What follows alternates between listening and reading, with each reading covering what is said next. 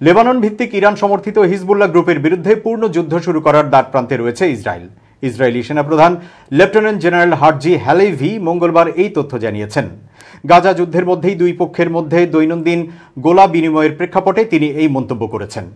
কিরওয়াত শমনোর একটি সেনা ঘাঁটিতে সামরিক কর্মকর্তা এবং দমকল কমিশনার আইয়াল কাসপির সাথে মতবিনিময়ের সময় হ্যালেভি বলেন, আমরা এমন অবস্থার দিকে যাচ্ছি যে আমাদেরকে সিদ্ধান্ত নিতে হবে, আর আইডিএফ এই সিদ্ধান্তের জন্য পুরোপুরি প্রস্তুত।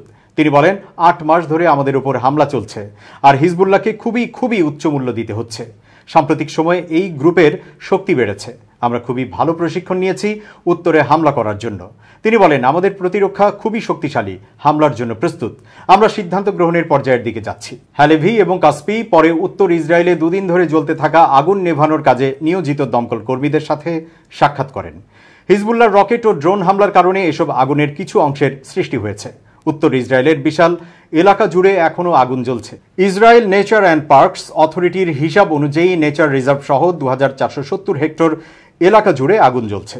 এদিকে ওই এলাকা সফর করে ইসরায়েলের প্রতিরক্ষা মন্ত্রী বেন গভির বলেছেন, এখন ইসরায়েলের সামরিক বাহিনীর দায়িত্ব হল হিজবুল্লাহকে ধ্বংস করা।